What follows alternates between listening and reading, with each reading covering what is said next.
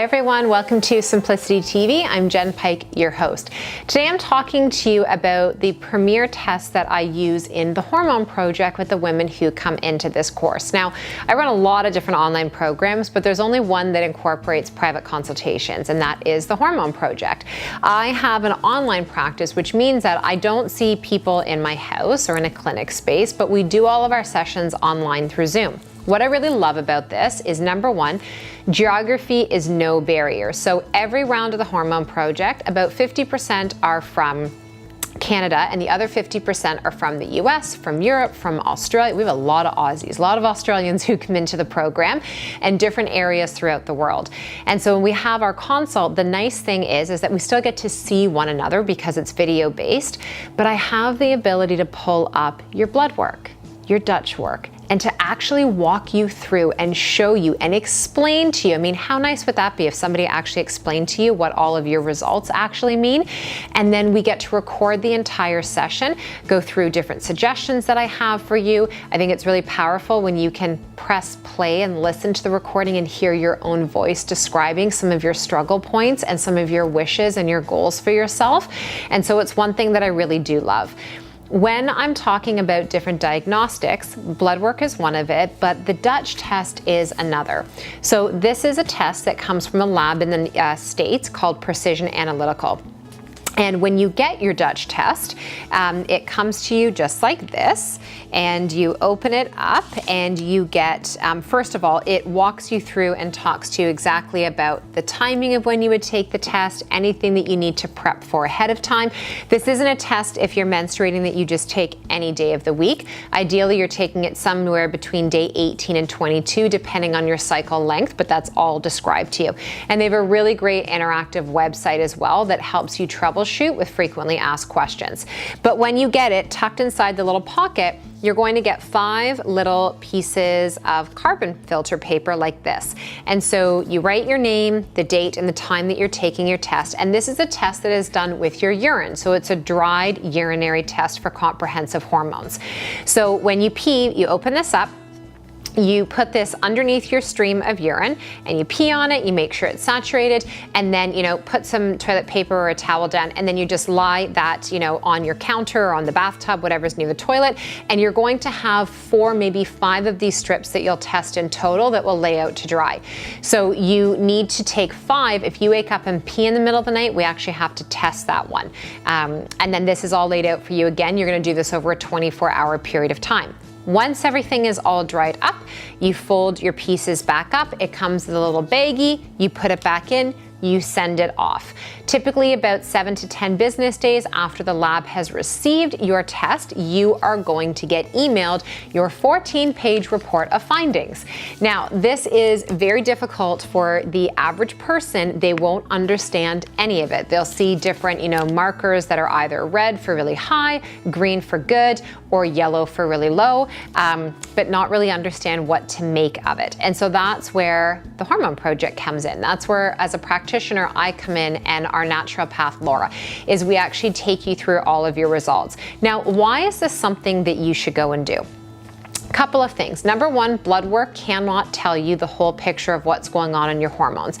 Number one, it's just a snapshot in time at that one moment in the day. So remember, we're measuring what's going on in your hormones, in your adrenals, estrogen, progesterone, your testosterone, also looking at things like your organic acids and your neurotransmitters at 4 to 5 different times over a 24-hour period.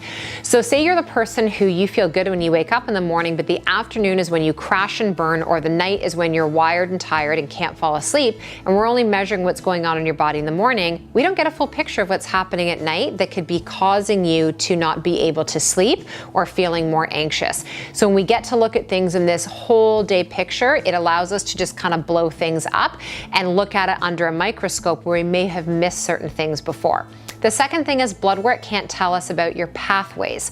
So you have different forms of progesterone, different forms of testosterone, 3 different forms of estrogen, and then you have different metabolic pathways that your body will package these up and try to move them out. Now, specifically with your estrogen, you have a 16-OH pathway, which is known as like the proliferative regenerative pathway. It's where things grow. Great for your bones, not so great for things like fibroids and cysts. When you have the 4-OH pathway, this is known as the quinone pathway. It's a more potential carcinogenic pathway that can lead towards different estrogen-dominant based cancers. So when we can see that these pathways are lit up, it doesn't mean that you have cancer in your system. It means that there is a vulnerability in your body, and we need to start to implement some change in order to turn the dial towards the healthiest pathway, which is your 2-OH. Now, the other thing that's really great about this is it talks a lot about your body's ability to methylate, to, like I said, package things up, to neutralize and to buffer them, to help to safely move them out of your system so that you fully complete that detoxification and removal out of your body.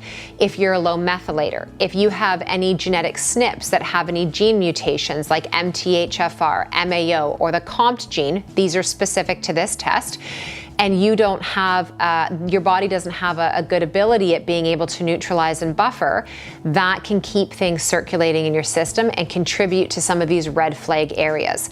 Now, when we're looking at your adrenal health, what I want to see when we're graphing things, and this is actually a copy of my very own personal test. I test mine every single year.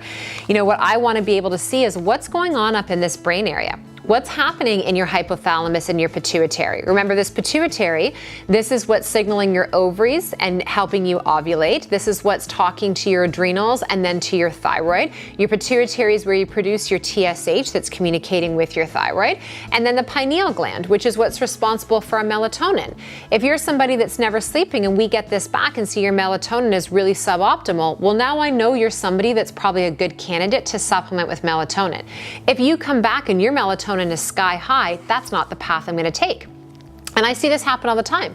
Melatonin can be sky high, woman still isn't sleeping. She wants to sleep all day and stay awake all night. That isn't just about giving her melatonin. You have to, again, stand back, look under the microscope at the full picture on how we're going to support that. And then looking at your cortisol and your cortisone. How much cortisol do you produce throughout the day? And do you convert that into cortisone, which is the dead inactive form? Inactive form of the hormone equals inactive you. Your body doesn't want to get up out of bed. You don't want to get up off the couch. You don't have the motivation. You're really just dragging yourself through the day because you have kids that need to be fed and a job that requires you to get there, but you don't feel good.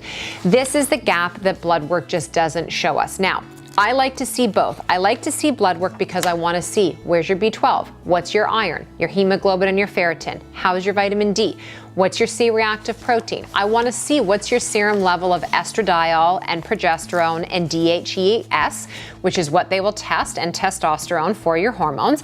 And then we look at it along with the Dutch. And again, when we pull everything together, add in the conversation that we have during the consultation and take in your whole timeline, plus I have you fill out additional health questionnaires, an online 1+1 where you actually write out for me. Like, you have to work for your health. I'm going to tell you that. You can't just be like, you know, I want to lose weight, I've got a heavy period, I'm suffering from endometriosis. What supplement should I go buy? Like, I'm not your girl. If that's your approach, we won't work well together, because I need to get more information from you, and I want to make sure that we're not missing something and that we're actually going to get you results. And results don't happen like this. We have to peel back the layers. So when we are also doing this test, we're getting a glimpse into your nutritional organic acids. So for instance, we see that your pyroglutamate, like your glutathione marker, your B6 and your B12 are off. And then we look at your actual results and see your methylation is low. We need to support methylation in your body. We need to support detox. So maybe this is giving you liposomal glutathione, magnesium, possibly some N-cysteine, right? We need to get a good quality B complex into your body. We know this by looking at these ranges that your body is giving us the feedback on. Neurotransmitters, you know, what's your level of dopamine and serotonin? Are they really flat? Well, that could be while you're depressed and anxious, you're not producing enough, which is where the gut comes into this. You know, when we're looking at things like I said, melatonin, what's your oxidative stress? If we're looking at measuring your 8-OHDG and this is really high, this is a huge marker of when the stress is now causing changes in your DNA. That's on a cell level, right? Like this is where disease and illness begins, is in our cells.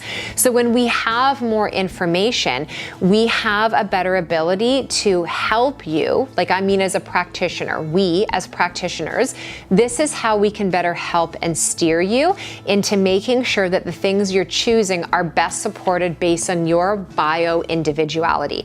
So the Hormone Project is a group course, but we make it specific in those suggestions to what is showing up in your life, in your circumstances, and in your results.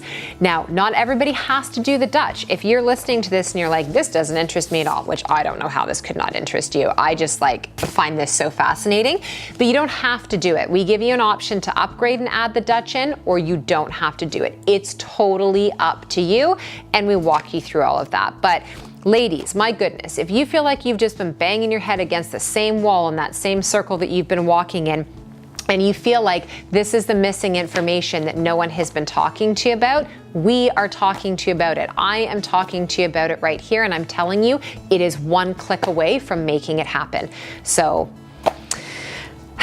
I'm sweating talking about this. I'm just that passionate about it. And I don't have much more to say other than I really hope I get the opportunity to work with you in the Hormone Project.